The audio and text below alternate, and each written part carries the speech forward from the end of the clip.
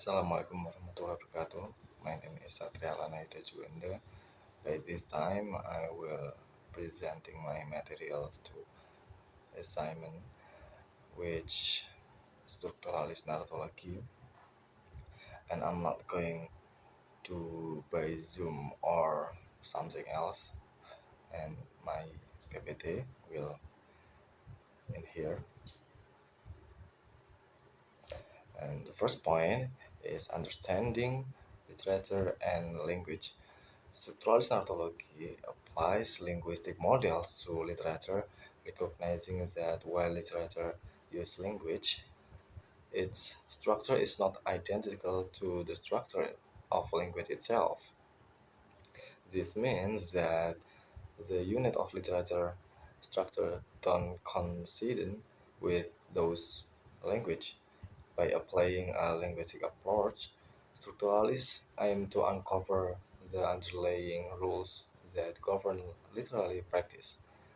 Structuralist poetic often linked to formalism as both focus on how literature draw attention to the specific property of language. Saya akan jelaskan sedikit tentang materi itu. Strukturalis narratologi itu berfokus pada analisis sastra sebagai struktur bahasa. Meskipun sastra menggunakan bahasa, struktur naratifnya berbeda dengan struktur bahasa sehari-hari.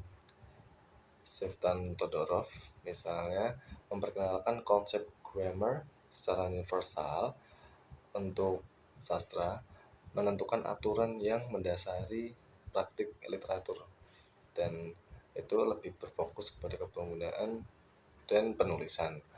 Sastra menarik perhatian pada karakteristik dan sifat unik bahasa, menghubungkan erat dengan prinsip-prinsip formalisme.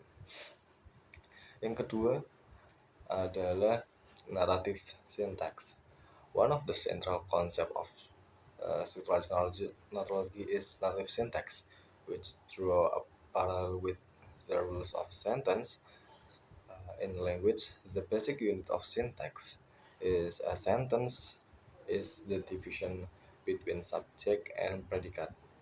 In a sentence like the knight slew the dragon with his sword, the knight is the subject, and the slew of the dragon with his sword is the predicate. This simple structure mirrors the basic component of a narrative where a character subject perform an action predicate. Saya sedikit jelaskan dalam narrative syntax, dalam structuralist narratology, Todorov dan yang lainnya mengadopsi model sintaksis bahasa untuk memahami struktur narasi, mirip dengan bagaimana kalimat terbentuk dari subjek dan predikat. Misalnya dalam kalimat saya ambil dari Game of Thrones misalnya, the knight slays the dragon, bisa jadi itu adaptasi dari Game of Thrones. Untuk contoh kalimatnya seperti Arya Stark defeats the knight. Arya Stark itu sebagai subjek, defeats itu sebagai predicate, and objeknya adalah the Night King. Arya Stark defeats the Night King, seperti itu. Untuk contoh lainnya seperti Jon Snow defends the North.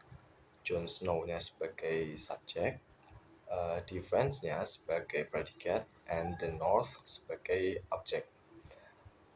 Arya dan Jon di sini sebagai subjek yang melakukan aksi yang menentukan alur cerita mereka, seperti itu.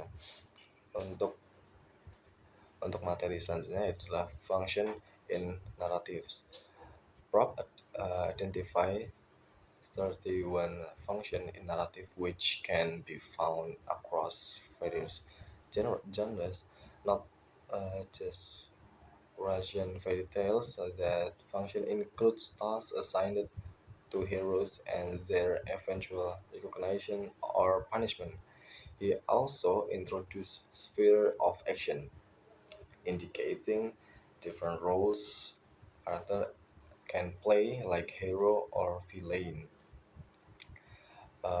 Untuk contoh dari fungsi deskripsi tadi, uh, untuk fungsi a difficult task is given to the hero, itu kita bisa ibaratkan seperti Arya Stark bertekad membalas dendam kematian keluarganya. Dan untuk function the villain is punished, itu contohnya seperti the Night King itu dikalahkan oleh Arya, seperti itu. Yang selanjutnya adalah myth and binary opposition. The structuralist of anthropology, Claude Levi-Strauss, analyzed myth through the lens of binary opposition. He defined mythm basic units of myth as being organized into opposing pairs similar to how linguistics are organized.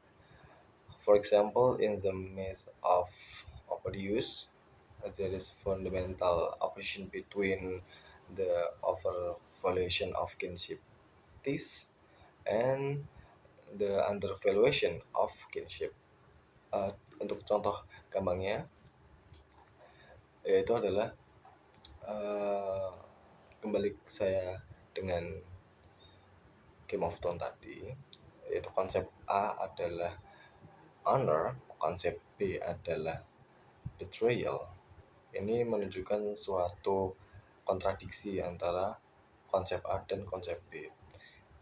Contoh lain seperti Jon Snow dan Daenerys. Jon Snow itu melambangkan kehormatan, sedangkan Daenerys itu menunjukkan pengkhianatan melalui tindakannya.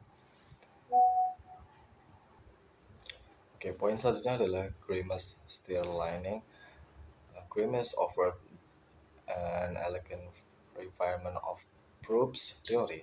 Instead of focusing on specific roles and in individual stories, Grimace aimed to define a universal grammar of narrative. He proposed three pairs of binary opposition, which he called Actan, the encompass of all six roles need in narrative. The point one is subject and object.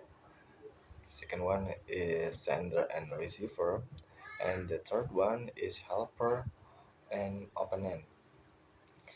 Three pairs describe three basic patterns to occur in almost every narrative: desire, search, or aim. It presents subject and object. Communication is symbolized sender and receiver, and auxiliary support and hydrants focusing on helper and opponent. Sederhananya seperti subjek atau objek itu keinginan atau tujuan, sender dan receiver itu komunikasi atau pemberi, entah itu pemberi masukan atau pemberi misi atau pemberi apapun itu. Dan yang ketiga adalah helper and opponent, itu dukungan dan hambatan. Untuk contohnya seperti subjek dan objeknya, John sebagai subjek yang berusaha menghentikan Night King. John sebagai subjek yang berusaha menghentikan Night King. Night King di sini sebagai objek. Yang poin kedua adalah sender and receiver. Brand memberikan visi ancaman dan John menerima tugas untuk melindungi the North. Brand di sini adalah pengirim, memberikan visi ancaman, dan John menerima tugas untuk melindungi the North sebagai penerima. Poin yang ketiga adalah helper and opponent.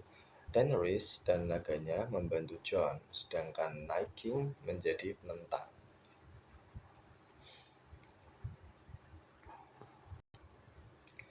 Poin selanjutnya adalah Todorov's proposition. Steven Todorov built on the work of Propp and Grimace, refining their ideas and seeking to establish a universal syntax for narrative. He introduced the concept of proposition as the as the smallest unit of narrative. A, a proposition can be either an agent, a person or entity, or predicate, an action. For example, in the myth of Oedipus, X is king. Oedipus become a king. X marries Y. Oedipus marries Jocasta. Y is X mother. Jocasta is Oedipus' mother. X kills Z. Oedipus kill his father, Louis. Untuk contoh lainnya, yaitu adalah X adalah raja, Jon Snow adalah raja di utara, King of North. X adalah X menikahi Y. Daenerys berencana menikahi Jon Snow. X mengalahkan Z. Arya mengalahkan Night King. Poin selanjutnya adalah genetic narrative discourse. Current Genet further refined the concept of narrative discourse, especially in his study of Horse. La Resendes du Tempe Perdue, the Gente defined narrative into three levels: history, discourse, and narration. He also proposed three key aspects that relate this dimension: tense, mood, and voice. For example, in Dickens' Great Expectation, Pip narrates the story from the perspective of his younger self. He but through the voice of older self. Contoh kembangnya,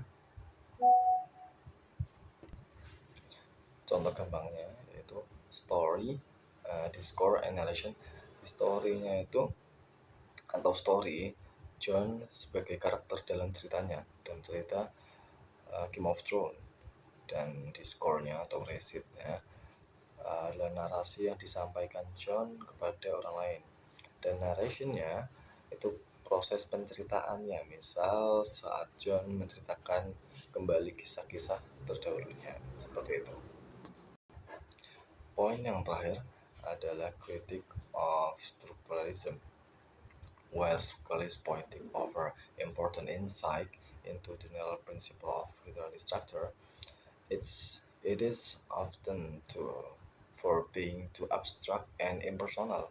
Structuralist theories, such as Proofs and Grimace, are more suited to analyzing genres like fairy tales, myth, or detective story, which follow clear and recognizable narrative pattern. However, this theory might struggle to interpret more complex, non-traditional texts. For example, Todorov apologized for of detective fiction. Their categories narrative into three types: wounded, focus on discovering the perpetrator; thriller, build suspense and excitement; and the last is suspense, emphasizing anxiety and tensions. Uh, Gampangnya adalah kritik of structuralism itu adalah pendekatan strukturalis yang sering dikritik karena terlalu mengeneralisasikan dan kurang memberikan ruang bagi interpretasi teks yang kompleks. Sebetulnya memang ada uh, mereka mengira ada batasan-batasan tertentu yang memberikan hambatan kita terhadap mengimplementasikan teks yang lebih luas jangkauannya. Seperti itu dari saya. Assalamualaikum warahmatullahi wabarakatuh.